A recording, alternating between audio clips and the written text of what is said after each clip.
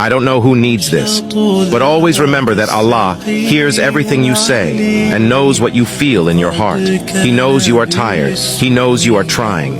But know that Allah will never put you in a situation you can't handle. Remember, in your deepest, darkest, covered, and most hurtful parts of your life, where no one knows about, understands, or has access to, you can find Allah there, healing you, comforting you, restoring you from the inside out. So be patient and keep praying to Him. تسر أساري